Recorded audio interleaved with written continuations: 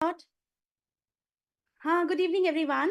I take this pleasure to welcome you all to this amazing webinar series that we have been doing. I present to you the innovations in pediatric hematology oncology, and this is a special webinar series we are conducting targeting the much needed discussions on brain tumor. So today we have a very important topic for discussion, which is new updates and a practical guide for the management of pediatric high-grade gliomas. First, before starting, I would really like to thank you all because you have been really flooding our DMs post these webinars with questions, and we are really open to taking them for the discussions. And I really thank all our international faculty for being so prompt in answering all the queries over mail as well. Are my slides moving? Yeah. So I take this pleasure and intense pride in inviting none other than Dr. Anirban Das. He's a MBBS, MD, and DM, and is currently Assistant Professor, Department of Pediatrics, Neuro-Oncology Section at Sick Kids Canada. Dr. Anirban has been doing amazing work in pediatric neuro-oncology and has recently become a to-go person for all the discussions. I welcome Dr. Anirban to this platform of your own people and your own discussants. Here you go, and the platform is all yours. We'll take Dr. Anirban's lecture first, and you can ping me all the questions. We are open to discussions, and all the questions will be taken at the end. You can share your screen, Dr. Anirban. Yeah, thank you, Dr. Swati, for the kind invitation. It's a pleasure to be here and present some of our data and the work that we have been doing. Can you hear me? And Yes, can you see audible, my... audible and visible. Yes. Okay. So let me know which screen you are seeing. Are you seeing the presenter mode or the full screen? No, we are seeing the presentation mode. So let me switch. Yes, Can you it is see full full screen screen now. now? Yes. Okay. So can I start now? Yes, sure, sir. All yours. So again, thanks for the kind invitation. My name is Anirban. I am one of the pediatric neuro-oncologists at Sick Kids and University of Toronto. And today, Dr. Swati has kindly invited me to talk about some of the recent updates that we are facing in pediatric high-grade gliomas or PHGG and how we can be using some of those resources to guide our own patients back home in India, because we are all aware that there are some fancy molecular diagnosis, fancy treatments that are upcoming. But of course, they are all not effective as far as we would want them to be in some cases. And there are logistic barriers for global dissemination of some of those practical points. So I will try to highlight what's coming up and what's happening, but also try to be grounded in saying that these are the practical things we should do for our patients today in India, wherever we practice, and be aware of the things that are advancing and going ahead in the field. So with that, I will start with the background basically. So pediatric high-grade glioma is 15% of all CNS tumors in children and adolescents. And things unfortunately have not changed, unlike in medulloblastoma over the last 50 to 60 years. This is the data from the last COG trial, ACNS 0423, where they used biopsy/surgery followed by focal radiation, followed by temozolomide and CCNU, and the radiation was with temozolomide. And you can see that on this backbone, the outcomes were what you can see in this curve over here. And though the CCNU after addition to temozolomide did make a difference in comparison to the historical trial ACNS 0126, which had temozolomide alone, it was nothing very remarkable to write home about. So this became the standard of care for high-grade gliomas before the molecular era. And when we had a molecular era, things are trying to be sort of being changed over time, but the backbone still remains that we try to do surgery/biopsy, do focal radiation with temozolomide, and then continue temozolomide and CCNU as maintenance for most of the unclassified or the global management of pediatric high-grade glioma. Because the outcomes were so dismal, so of course there was effort, as in all of pediatric neuro-oncology and adult neuro-oncology, to understand these tumors in more detail and try to find out how we could improve the outcomes. And that's where the molecular classification that is part of the current WHO classification has come up. And it's not straightforward, but there are some practical aspects that we need to be aware of because we have to provide a diagnosis to our patients, and then comes the management part. So as you can see in pediatrics, high-grade gliomas are very different from adult type high-grade gliomas, and majority of them have mutation in one of the histone genes. You can see over here, histone 3.3 K27M, 3.1 K27M, and the hemispheric tumors with 3.3 G34R. This forms almost half of the tumors in childhood pediatric high-grade glioma. But there are other certain types that you can see over here. Some of the adult type IDH gliomas that we are seeing more and more in adolescents and young adults as the children become older, because though it's an adult disease, it actually has its origins in childhood. And there are other molecular drivers that have been identified. So we will focus on some of these molecular types of high-grade gliomas and see how they may impact our practical management on a day-to-day basis. And I will start with the most common type, which is the histone K27M mutant high-grade gliomas, which you can see from the majority of the childhood high-grade glioma spectrum and have the probably the worst outcomes that we unfortunately see within the whole spectrum of pediatric brain tumors. So as many of you know, the current terminology is diffuse midline glioma, and this includes not only the radiological diagnosis of what we are all always sad to see. This is DIPG or diffuse intrinsic pontine glioma, which fools almost the whole of the pons and is a devastating disease. But it's driven by histone mutation, and now we know that even if there are tumors in the other locations on the midline, for example, in the thalamus or in the brainstem or even in the spinal cord, if they have the histone mutation, they're equally bad. So that's why the broader terminology is DMG or diffuse midline glioma, because though majority are still DIPG, there are other entities elsewhere which are molecularly characterized with the same mutation and have the same dismal outcome. So these, when they are in the pons, are usually unresectable for obvious reasons. And this is a subset where more and more there is data to suggest that chemotherapy really doesn't work.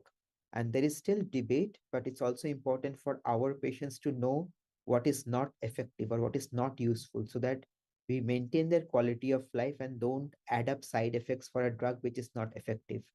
So diffuse midline glioma, if they have the K27 mutation, probably temozolomide is not effective. So we are not wanting to add a burden of chemotherapy to a child where the outcomes are otherwise dismal, and chemotherapy that will probably add up to only side effects without any improvement. Radiation is very effective for control, but the median survival, as you can see, is very poor within a year, and almost like nobody survives, and it's the most common cause of cancer-related death in young children. Depending on the type of the mutation, the survival does vary a little bit. If there are hemispheric tumors with histone G34RV, which are not DMGs, they have slightly better outcome, as you can see over here. But the histone 3.3 and the 3.1 K27s, which form or characterize the DMGs, are uniformly dismal in outcome. So the important message is to say that, okay, you have the mutation, the location can be anywhere, your outcome is going to be unfortunately poor today. Radiation is effective, and maybe you don't want to use chemotherapy because it doesn't really work and adds up to financial as well as toxicity burden. However, re-radiation is an effective modality for disease control in these patients. So you can see work pioneered by Derek Sang from SickKids, who has treated many of these patients. And once you treat them at diagnosis, you can treat them again with radiation for a second time, because all of them do progress after the first radiation almost uniformly. And the data suggests that if you treat them with the radiation a second time, you can prolong their survival by up to 4 or 5 months and reverse some of the debilitating symptoms that come up at the time of progression. So radiation or re-radiation is not only effective for prolonging the survival, it's not curative by any means, but also leads to prolonged survival and good quality of life that we have seen in our patients. These numbers are also important to take into context, in the context that there are many new treatments coming in, as you probably are aware, and some of these are based on second dose of radiation versus sometimes even a third dose, which I will talk about in the next slide.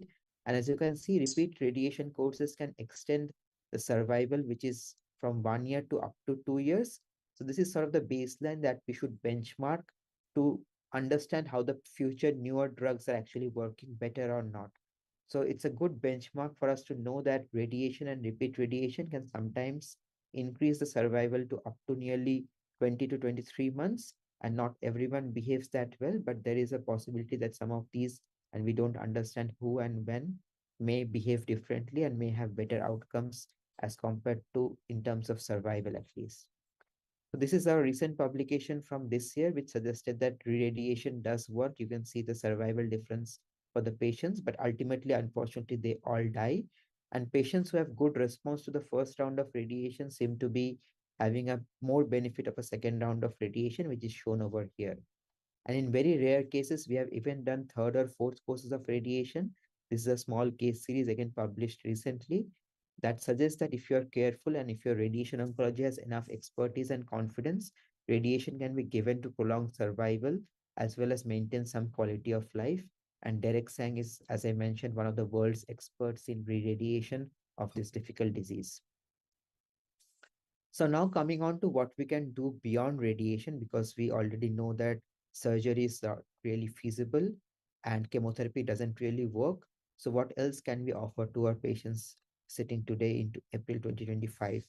So as you can see, this is from clinicaltrials.gov, and unfortunately for DMG, most of the clinical trials, there are so many of them active and recruiting, but most are phase one, which basically means in a bad way that nothing has progressed beyond phase one in a real way to have real efficacious and real benefit for our patients. So when we are practicing in resource constrained settings, sometimes we get frustrated by seeing some good results that are published in good journals, which I will come to, and sometimes we hear in conferences. But unfortunately, for this particular disease, the bottom line is that nothing really is curative. So we do what we can for our patients and don't get frustrated that we can't access drug A or drug B. Still, because we want to know about the updates, I want to classify these clinical trials into three kind of approaches. One which includes inhibitors and small molecules, one which is trying to sort of use the immune microenvironment and target that, and some of the other technological advances that are improving drug delivery, because that PONS is a very compact site and not all the drugs that we want to give have their effect because they can't even go into the brain and go into the tumor. And I can't talk about all trials, but there are three sort of approaches or three sort of drugs that I want to talk to you about today.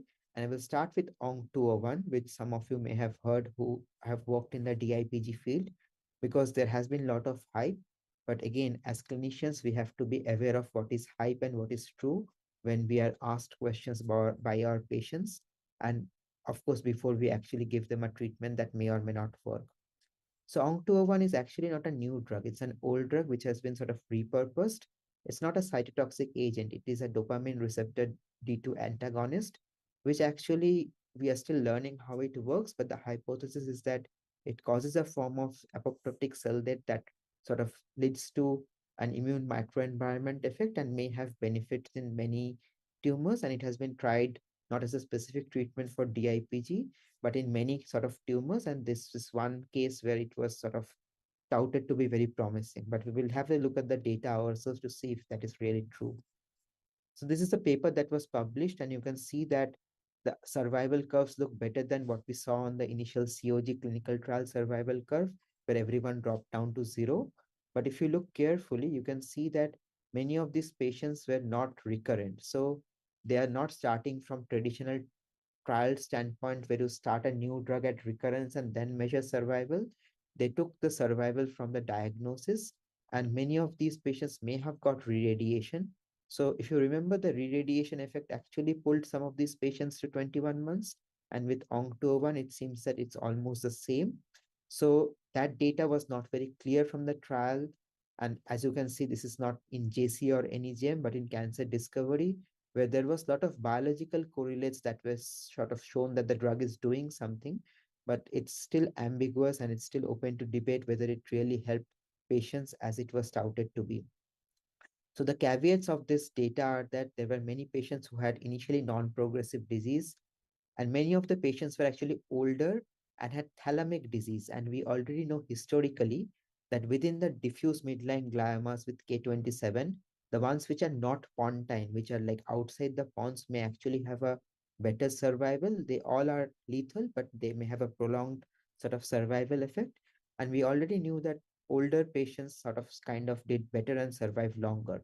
And it was not very clear whether some of these patients also got radiation because they started like on a drug after their diagnosis, soon after the first radiation, and could get any other treatment in parallel. So it was not a very strictly designed trial, and that's why the data has been criticized. And there are believers and non believers in the neuro-oncology community. The people who published, of course, say that this is a good data, but there are several rebuttals, including in JCO, saying that the data has its caveats. So it's not a drug that we, if patients ask, we should be saying that it's a magic drug that works wonders, but there is something happening in the tumor and the microenvironment, and maybe there are some patients who are benefiting. So the proper trial is actually happening now, which is a randomized trial because the previous one was not even randomized. And this is looking at the subset of patients who actually did better. So the thalamic gliomas and the older patients are being studied specifically in this trial as a randomized arm to see that whether this drug actually causes any benefit or whether it's something which is not very effective, because there is no mechanistic reason why this drug should be really a magic drug in DIPG. So moving on from the hype about ONC201 to the reality about the CAR-T trials. And as you know, in India, we have CAR-T trials for leukemia now, where all of this started. And people started to use or try to use CAR-T in DIPGs and DMGs as well. And it's not like leukemia that you have a single driver process or a single antigen that is expressed widely that can be targeted. So many people sort of sought out antigens which were highly expressed in majority of patients and tried to target them. And this is the group from Stanford who chose anti-GD2 and developed an anti-GD2 CAR because GD2 was highly expressed in around 60% of diffuse midline gliomas. And they developed the CAR-T as a clinical trial to give both intravenous and intraventricular, and then do a combination of both. And you saw it's a Nature paper with 4 patient case series that suggested that some of these do respond, and you can see the benefit in the patient. But again, there are caveats, as you can see, an older patient, and it was not that somebody was cured and is alive forever, but it did push back the survival to 26 months and even 30 months, as you will see. And again, the spinal patients, the non-pontine patients seem to have like better outcomes in a way. So it's promising to see that the immunotherapy approach of CAR T cells targeting GD2 have some good effect. And this is published again in Nature last year that shows that there are some patients who have radiological response, as you can see from here, and some patients surviving for over 30 months. But these are outliers, is what the consensus of the community is. And we don't really understand why some patients did better, but maybe there is a signal that there is some biomarker or something that can make some patients respond to this sort of treatment. So as I said, it's not like a specific driver process is actually active. So people are targeting different antigens. This is a group targeting B7H3 instead of GD2. And the results are more or less similar, that there are some outliers who are having prolonged survival. But again, not everybody is responding, and the responses don't seem to be durable. There are many mechanisms of why CAR-T doesn't really work in a generic way. And as you know, one of them is antigen escape. So this is a group that is trying to target multiple antigens at the same time. And there are other mechanisms where it suggests that the CAR-T cells really go in and then the macrophages don't allow them to work. And maybe they are not even able to go into the center of the tumor. So the CAR-T summary for DIPG is that people are targeting different antigens, even multiple antigens, and it is causing benefit in some patients by prolonging their survival, but the effects are not durable beyond maybe 36 to 40 months, which is a big jump from 12 to 24 months. It's almost double, but not like curing these patients. So that is the reality that we are dealing with right now. And of course, the technology is advancing, the trials are ongoing. So we'll see what happens in the future. Other immunotherapy approaches, you can see DIPG treated with oncolytic virus with intratumoral delivery of the virus that elicits an immune response. Again, an NEGM paper because there are some patients who did better, but again, the responses are not durable, and it's not something that we can really offer to our patients anywhere in the world because it's neurosurgically challenging procedure. The drug or the compound, or rather the virus, is not easily available to everyone.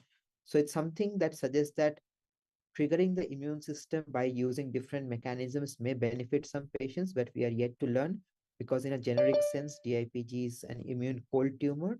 So there are endeavors to make it sort of immune hot and see that if immunotherapy can benefit some of these patients.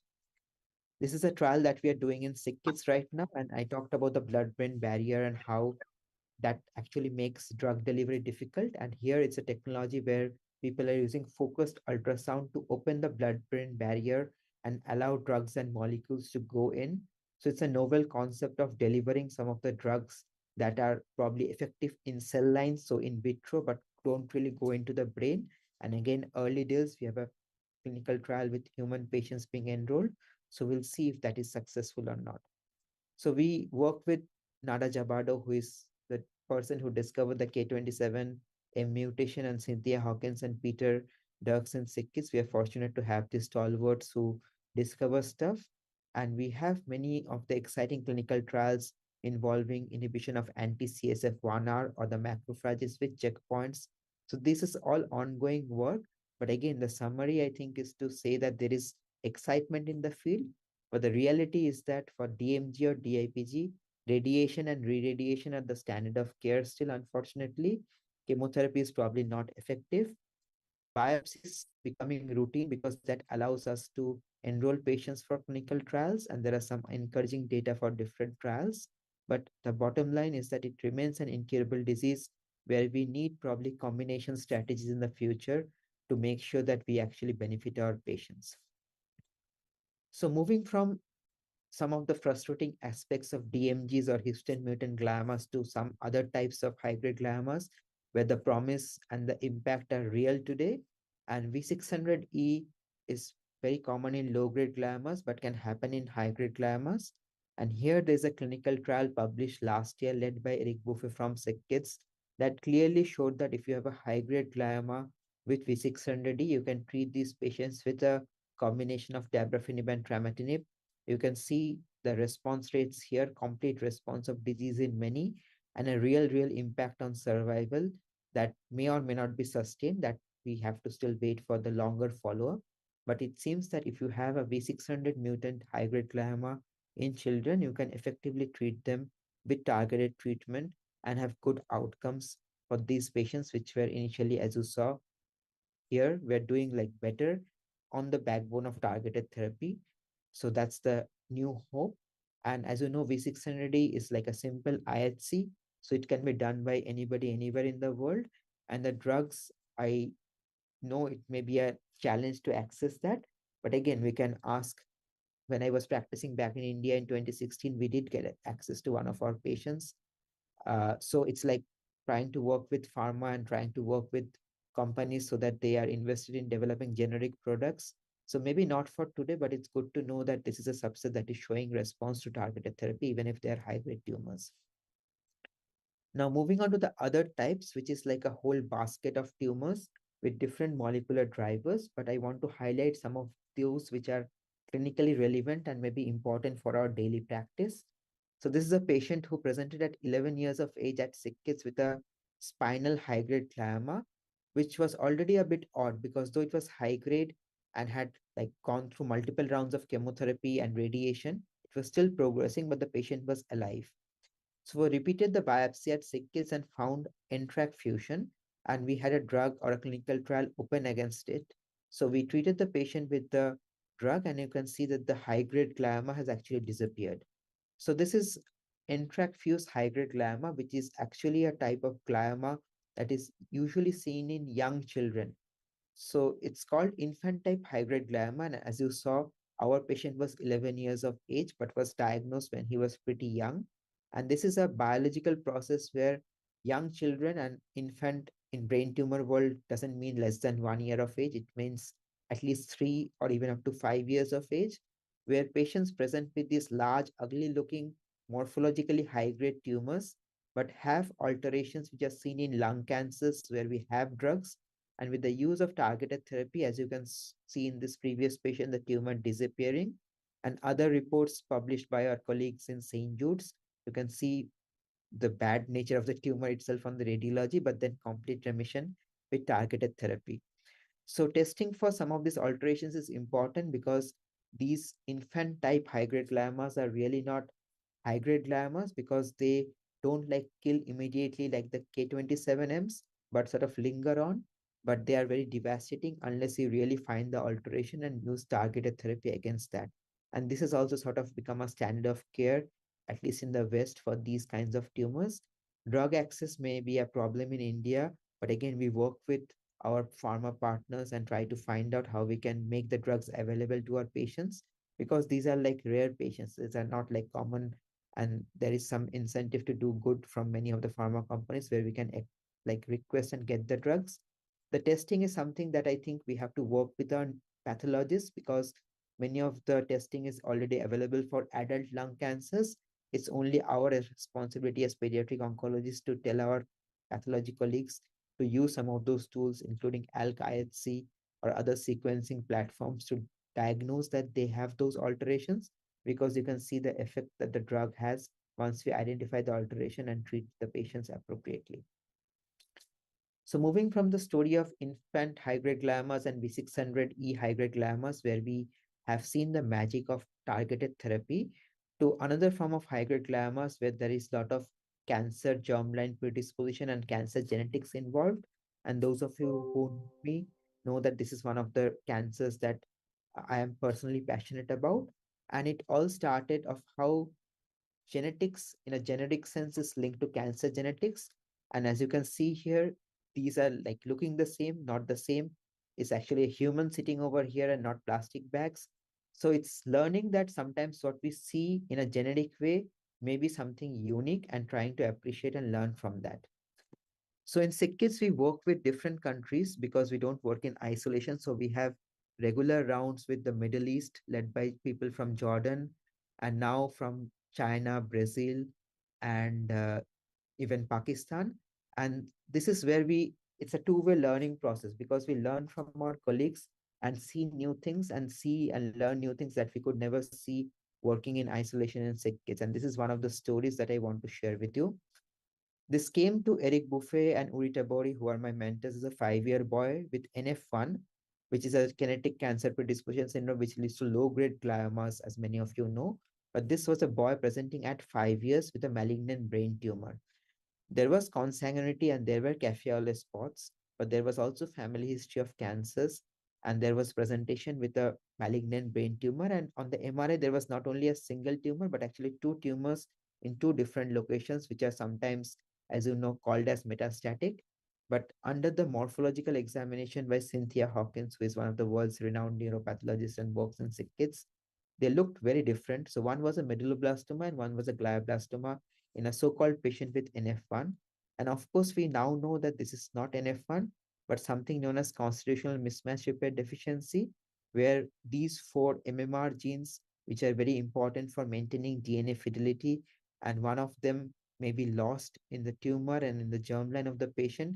So there is no expression of PMS2 in this tumor, which otherwise should look like brown dots when the tumor protein or the protein is actually expressed.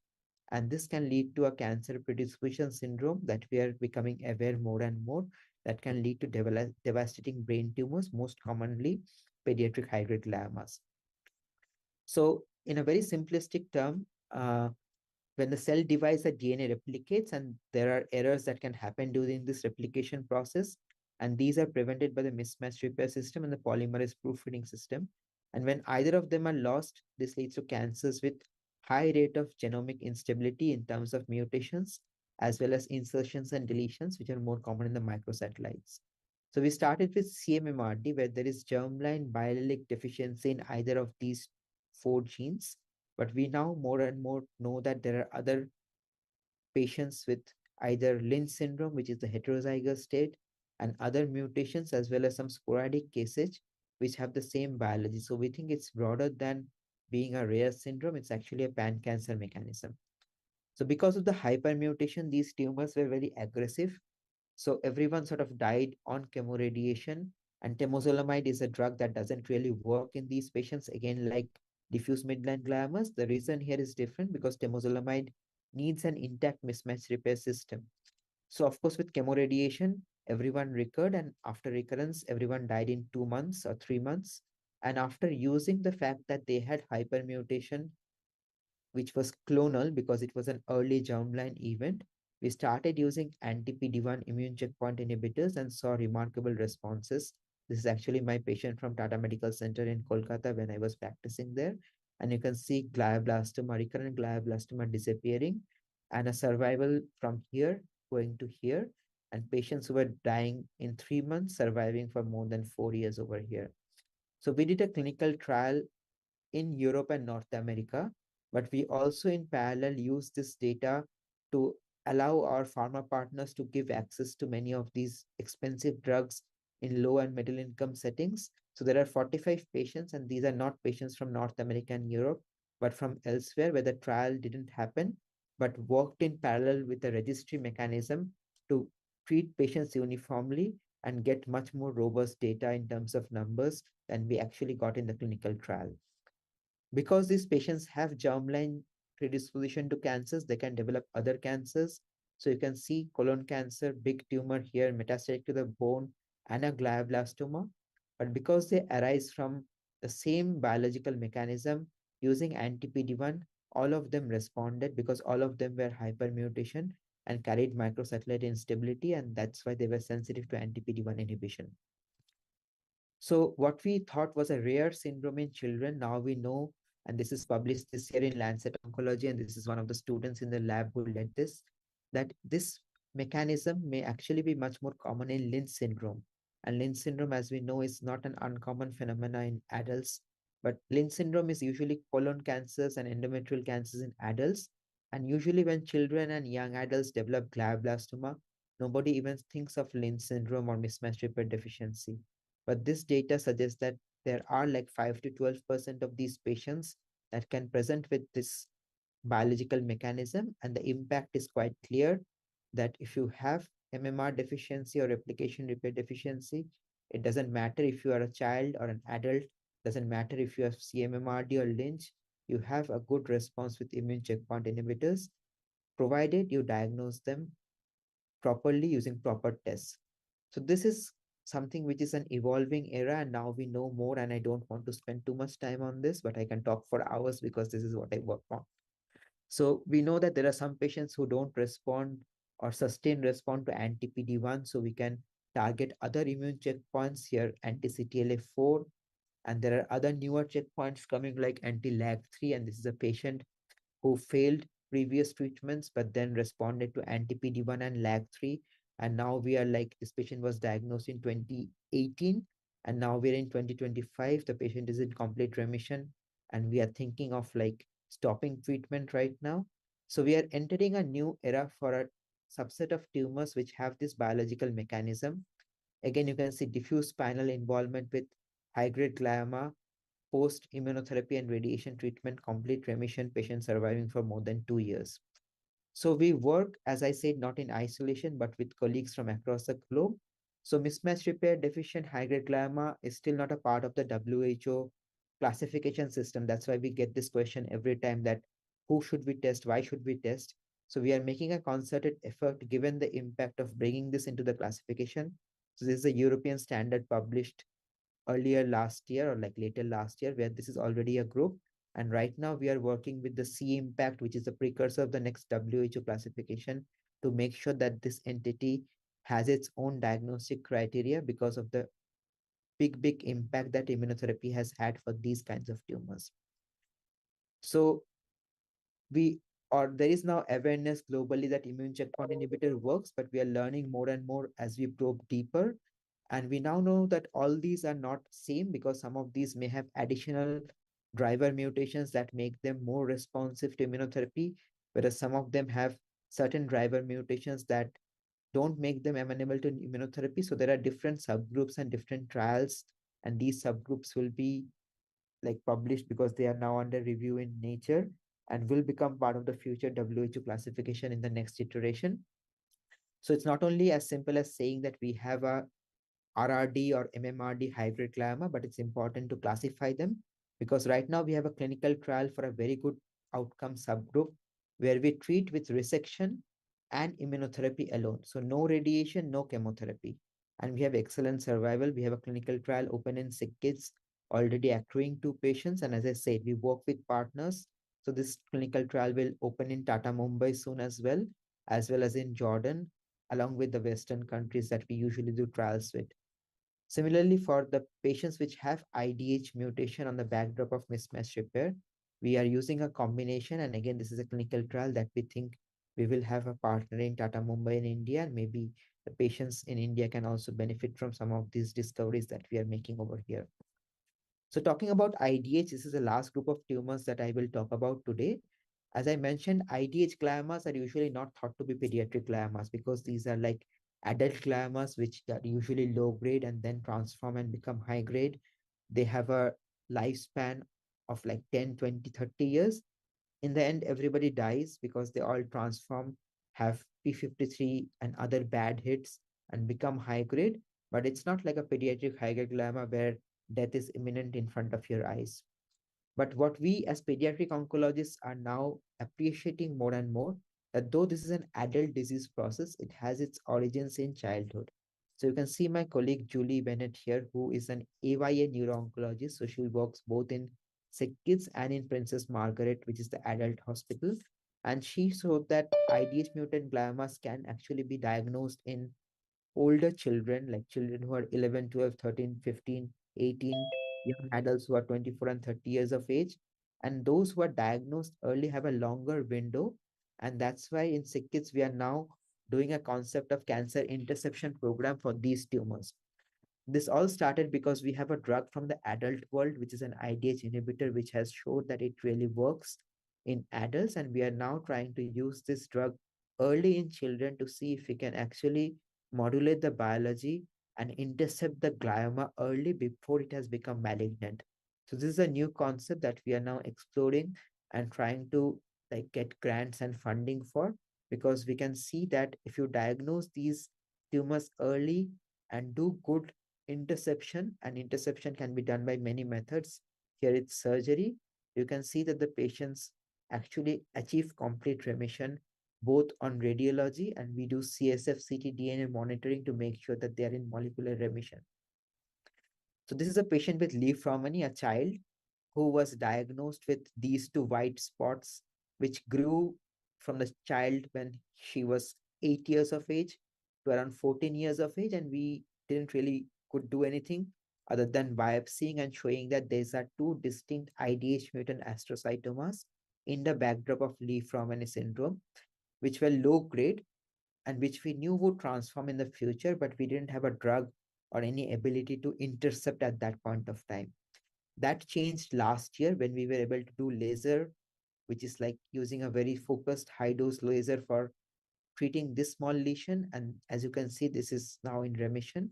And for this longish lesion, we couldn't do laser because it has its size limitations, but we treated with targeted therapy, and the patient after 8 months is showing good response.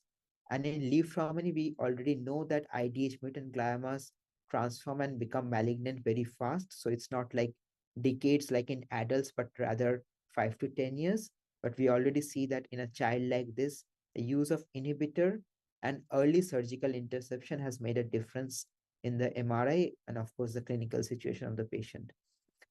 The other concepts that we are using for cancer interception for high-grade gliomas comes from the mismatch repair story, because that can also lead or give rise to IDH mutant gliomas that don't respond well to anti-PD-1 immunotherapy alone.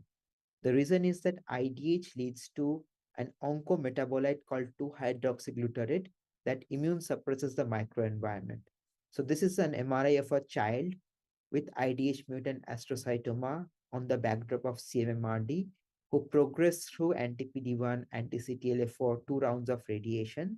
And then when we added the IDH inhibitor, the child responded. We think this is because the IDH inhibitor allows us to stop the production or decrease the level of the 2-HG or 2-hydroxyglutarate, which is the cause of the immunosuppression. And then the immunotherapy can actually do its job, which is killing the tumor cells. So combinatorial therapies, which are biologically rational, based on the biological understanding of the disease process, are making a big headway and allowing us to treat our patients better. So I'm coming to the last part of the talk, and we always get asked that, okay, all of these fascinating discoveries and anecdotes, is it something which is practically applicable to our patients back home? So we were asked to write this review last year, or like last to last year now, that whether all these genomic discoveries are hope or hype. And I leave it to you as the audience to judge this. But of course, as you heard, I am probably biased.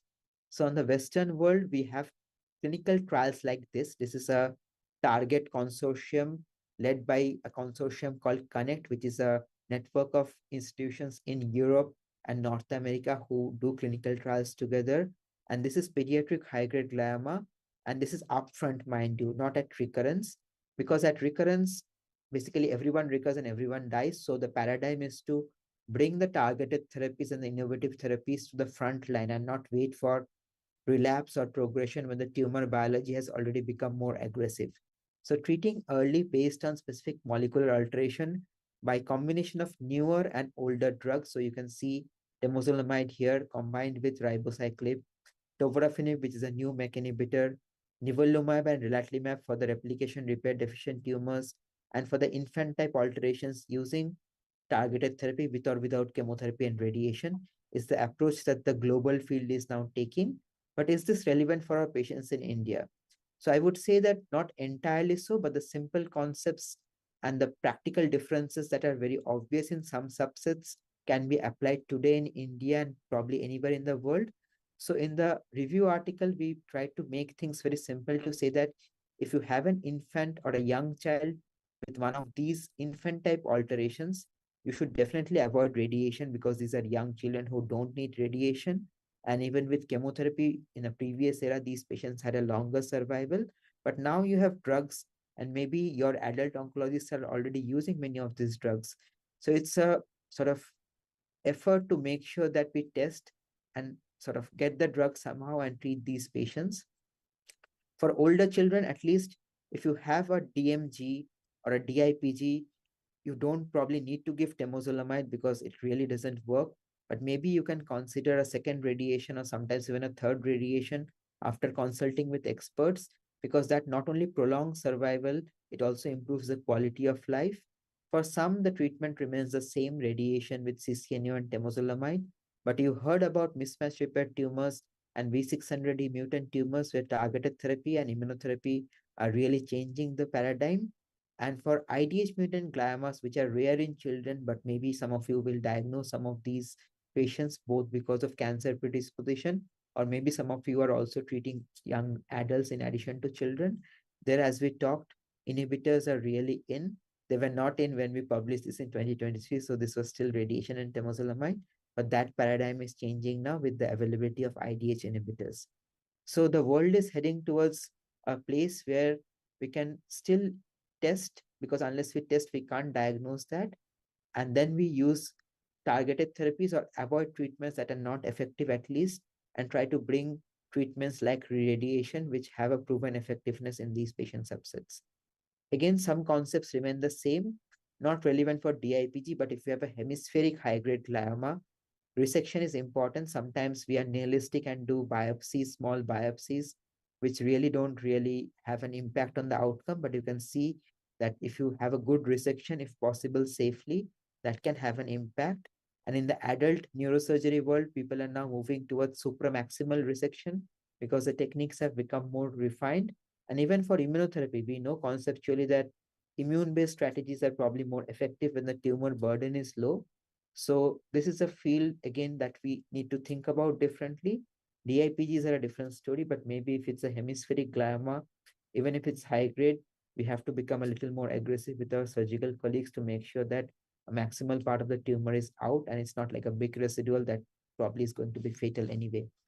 So I will end with probably two or three sort of summary slides to say that molecular testing, in our viewpoint, is probably imperative for the accurate diagnosis, as you saw, prognosis, and more with treatment. Targeted and immunotherapies are already frontline in some of the high-grade gliomas and having a real impact. Not for all. I don't want to see the world with rosy glasses and see that we have like magic for everything, as you saw. But I do think that we can work with our colleagues in pathology, radiation oncology, and neurosurgery to see how we can adapt some of these algorithms of diagnosis and treatment, fine tuned to the Indian setting where we have to work with limited resources. And one thing that I found very useful when I was working in India is that there are experts for each of these diseases, and it's always like good to reach out to them to learn what is possible and then think about how of many of those you can do for your own patient. So as I was talking, we even like 7 years back now, we treated patients in Tata Medical Center in Kolkata with targeted therapy, with immunotherapy, and tried to do things better because we were in communication with the experts like Eric Buffet and Uri Tabori, who guided us to how to manage our patients. And of course, the big effort that we need to do together is to make sure that we have equity and access to all these diagnostic tests as well as treatments for our patients. And it's not easy. And we all have to work together towards that. So the world is moving towards precision child health globally for all of pediatrics and more so in pediatric oncology and neuro-oncology.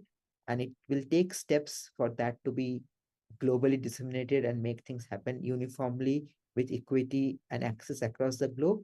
But we in SICKIS are very committed to make this happen and happy to partner with anyone who is interested to take this field forward. So I will end here by thanking our patients, and these are high-grade glioma mismatch repair patients who are between mixed pictures doing well with the immunotherapy treatment. Colleagues, we work across the globe, the lab and our clinical colleagues and all the funding agencies that fund many of these works. My email is here, so I'm happy to take questions now and also be involved if you have questions over email for specific patients. So I will stop here and see if there are any questions. Thank you so much.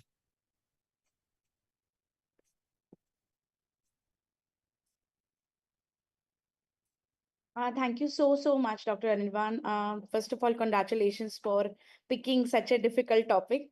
Only you could actually simplify this into so many slides and get the crux out of it.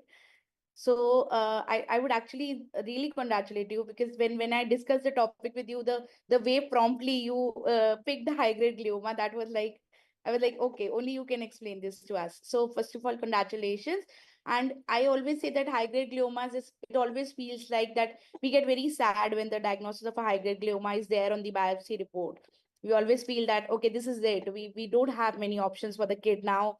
We don't have many options for the family now, and we have to spend next 1 hour explaining to them that either it is 2 months or 7 months, and it is the only thing I can write down is either temozolomide or radiation. So it always gets stuck in our mind, and I really hope with changing drugs this 5 year down the lane we do a webinar and say that we have better drugs. We really hope that. So again, congratulations for treating that spinal high-grade glioma case. I realized, because spinal high-grade gliomas are so rare in pediatric. I hardly remember seeing one or two, but that case definitely is learning lesson. So shall I take the questions now, Dr. Animan? Yeah, Sure. yeah. So first of all, do you recommend anti-epileptics in high-grade glioma? And there are certain studies which discontinue anti-epileptics in non-cerebral high-grade gliomas. What is your take on that? So it's a great question, and it's a question which is being asked and answered in different ways as the field evolves. So first, very simplistically, if there is seizure due to a hemispheric hydroglioma, they will be on anti-seizure prophylaxis for a long time. So that's something which happens routinely. For the non-hemispheric, there may not be an indication to start, as was already stated. The big question is that how long to continue, given that we don't want to add additional burden. So that's something that we, because of the particular disease type, we don't have an opportunity often to think for a long time. But I do want to emphasize that more and more there is data coming from Michelle Monge's group in Stanford and others who are looking at it from a neuroscience point of view. So today we talked about tumor and the immune system, but there is all this glia and the networks of neural networks that are there in the brain, which have a big impact, we are learning, on how the tumor develops and progresses. So there is some data that some of these antiepileptics, based on either inhibition of GABA or by different other mechanisms, may actually be beneficial in tumor control. So I'm not touting or saying that we should continue patients on antiepileptics or start them on antiepileptics, but this is a big field of research where neuroscience interlinks with neuro-oncology, and it's ongoing research to say that some of these antiepileptics may even be beneficial for tumor control, and that is being studied actively right now. So again, coming back to a patient who is in front of me today, I would probably do what is done routinely. So if there was seizure, continue anti-epileptics for so many X number of months or years, and because it's high-grade glioma for this patient, the probability of something like stopping usually doesn't arise, unfortunately, unless we have those miracles that we talked about. But the principles follow. We do the same as we would do for another situation. But I think it's important to realize that there is a big neuroscience field evolving that is exploring many of these anti-epileptic agents as anti-glioma treatment. So it's actually like hitting sodium valproate in metronomic chemotherapies of brain tumors. So it's a bit different because metronomic, as you know, is like more of anti-angiogenic, and valproate has been tried not only because of as a part of the metronomic sort of package, but because of its demethylating agents, because many of those are histone. But neuroscience and neuro-oncology, that story is a totally different story. And there is a lot of sort of data to suggest that the excitatory mechanisms, the GABA and the inhibition of GABA may have effects on how tumor develops and grows. That's why those drugs are being repurposed in trials, but that is in clinical trials. So it's not like standard of care right now. All right. Do you recommend bevacizumab in high-grade gliomas treatment? So again, a great question. So there was huge excitement about bevacizumab when it was first tried in high-grade gliomas because everyone saw the contrast disappearing, and we're happy to say that that was response. But now the data is quite clear that it doesn't do anything with improving of overall survival in most types of pediatric and adult high-grade glioma. So it's not the trials have been done in pediatrics. It was the Herbie trial that showed that there is no benefit with OS. So it's not like a routine practice right now. But again, things change and we learn new things. So currently in sick kids, we use bevacizumab for two indications where we have used radiation for a second or third time. As you saw, we have sometimes in DIPG. So their radiation necrosis is sometimes a problem and sometimes a risk. So we have used bevacizumab to allow a second or a third dose of radiation and or treated radiation necrosis due to bevacizumab. The other indication which we are learning more and more is when we treat these hypermutant gliomas with immunotherapy, sometimes they can have immune reaction which leads to a lot of edema, and because the CNS is a closed compartment, it leads to increased pressures. And steroids are a knee-jerk reaction, very easy to give, but steroids then blunt your T cell response. So there we use bevacizumab with immunotherapy to modulate the vasculature so that the edema part gets controlled. And there is some data emerging that in that context of immunotherapy, there may be some synergism of immunotherapy and anti-VEGF. But again, that's research. Clinical trials are happening both in adults and children. So summary is that don't use it routinely unless you have a specific clinical indication or a specific research question. True, I totally agree with you regarding the Bevaccy thing. Do you recommend a diagnostic CSF in all cases of high-grade glioma in pediatric age group? So again, great question. And of course, I am giving ambiguous answers because the world is actually ambiguous in this disease.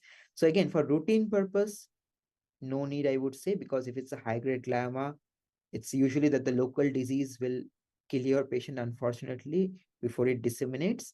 But again, we learn new things. So in sick kids, nobody did CSF 4 years back, maybe.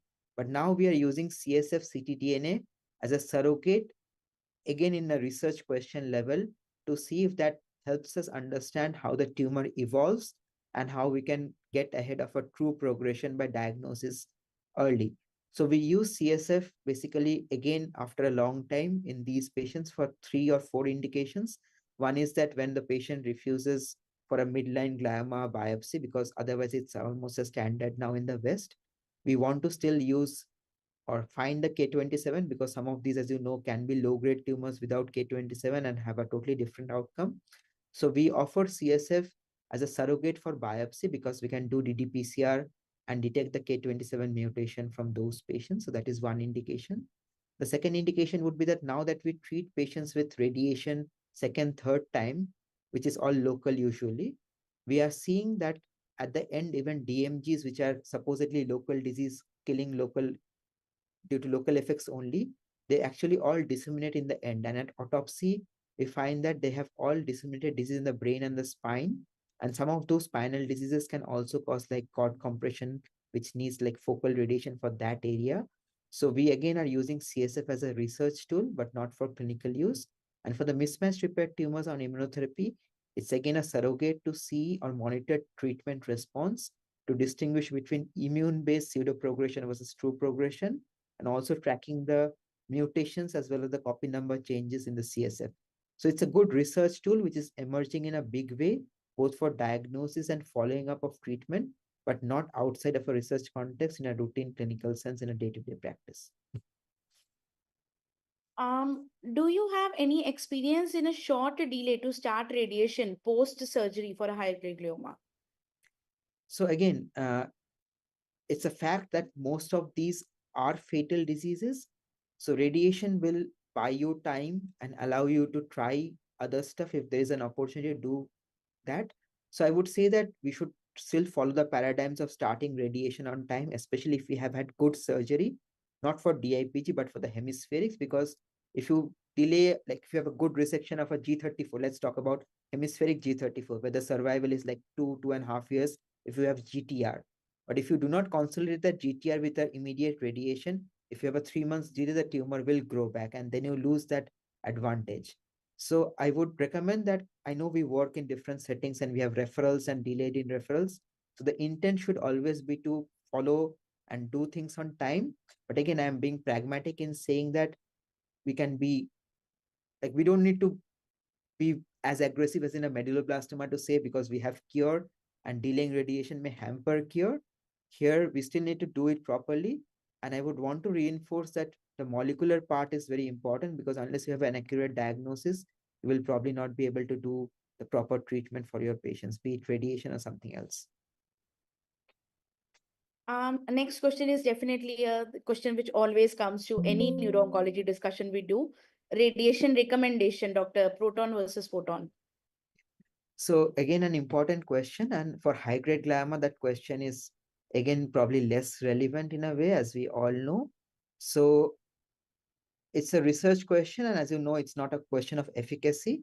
And in Canada and in sick kids, we still treat high-grade gliomas with photons and not with protons. So I think for high-grade gliomas, that debate is still not there yet. But again, with all of those targeted therapies and immunotherapies, if somebody does become a long-term survivor, then that question may change. But for today, because how expensive proton is, for a high-grade glioma in India right now, I would probably stick to photon and not do proton. Temozolomide in mismatch repair is avoided.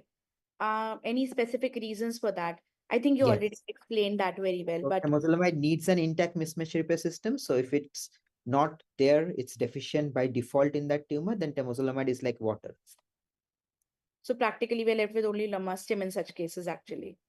Lomustine, I would say, why not anti-PD-1? Because the adult oncologists are using it all the time, and we have a clinical trial that uses it upfront right now with good benefit. So I think we have access. So we should try to get that access. And sometimes working with the companies, they often allow us to, because I did it for my patient back home. That's why I know it can be done if we really push for it. So do you mind me asking which dosing protocol actually are you using for NTPD1? So for the mismatch repair tumors, we are right now using Nivo and Pembro the same. So we use Nivo more because we have more relationship with the company in giving access in many parts of the world. So we use 6 mg per kg every 4 weeks.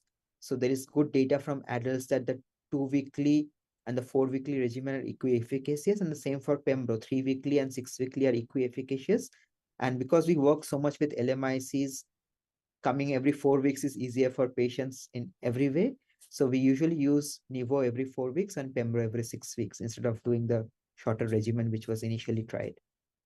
And you continue that post radiation also?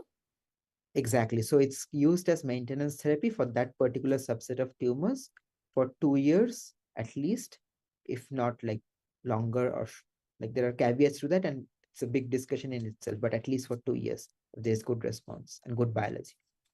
And you're getting good responses with it. Yes, as you saw, that survival was zero, it's 40%, and now we have three subgroups. Some have 80%, some have 20%, and we have different strategies. So it's not like you get a mismatch repair tumor and you blindly start anti-PD-1. should probably find out which subgroup it is, and then you can direct your patient. In India, I'm saying, if you have an 80% outcome, you would push for everything and try to get funds and everything. Whereas if your outcome is like the bad subgroup within that subgroup, then you may want to choose palliation alone. So that's why I think that subgrouping is very important for treating patients, not for like esoteric fancy reasons. So frankly speaking, we've been reading about it a lot, but practically we have not done it at our center. But definitely with caveats explained, it is an area to explore. Um, do you promote liquid biopsy in all cases of your hybrid glioma nowadays? I think you also So took it's a that. research question. We have open research protocols both in sick kids and through the Pediatric Brain Tumor Consortium, which is all of North America, where we do that. It's being standardized and we are finding it to be very useful in the settings that I talked about, but it's still in the research domain, not something that we should do blindly for every patient with high-grade glioma. In medulloblastoma, that is different. It's really changing how we manage with liquid biopsy and monitor with liquid biopsy. Just the last question for the evening. Does radiation also means a re-challenge with temozolomide? So usually we don't re-challenge with temozolomide during radiation, because radiation we often or most commonly do for the DMGs. And as I said, in DMGs, I know there are like people who still favor temozolomide, especially from the adult side, but in pediatric neuro-oncology, most physicians will probably not do temozolomide anyway. So it's radiation, second radiation, maybe a third radiation without temozolomide. And the other setting that we use radiation is often for the mismatch repair tumors where temozolomide doesn't really work. So usually it turns out to be radiation alone and not with anything, like not with temozolomide usually. All right. That's it with all the questions bugging Dr. Anirban, and I take a wrap for the evening. Thank you so much for this enlightening lecture once again. Thank you so much for hitting this important topic. And to all the listeners and the colleagues, seniors and juniors, thank you so much for the patience and amazing discussion. And we have Dr. Anirban's mail. We have my mail ID. Any questions, any discussions, we are open to. Thank you so much. Have a good rest of the evening. Bye. Yeah, good evening, everyone. Have a good day, sir.